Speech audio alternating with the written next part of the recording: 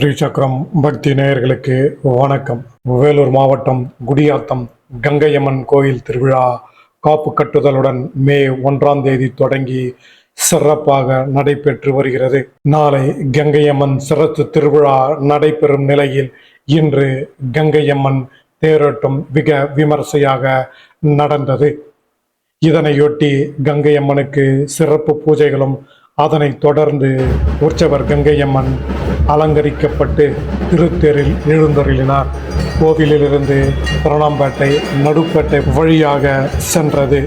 இதில் ஏராளமான பக்தர்கள் தேரை வடம் பிடித்து இழுத்தனர். ஆடு கோழி வழி நெடுகிலும் பலியிடப்பட்டு தேர் மீது உப்பு மிளகு நாணயங்களை இறைத்தும் பக்தர்கள் தங்கள் வேண்டுதலை நிறைவேற்றிக் கொண்டனர். இந்த விழாவை ஒட்டி போலீசார் பாதுகாப்பு பணியில் ஈடுபட்டிருந்தனர். ஆங்காங்கே அன்னதானமும் கூழ் நீர்மோர் உள்ளிட்டவை வழங்கப்பட்டு வந்தது. விழாவின் சிரசு நிகழ்ச்சியான கங்கையம் சிரசு விழா நாளை நடைபெறுகின்றது. நாளை மறுநாள் மஞ்சள் நீராட்டு விழாவும் பூப்பல்லக்கு விடையாற்றி உற்சவம் நடைபெற இருக்கின்றது.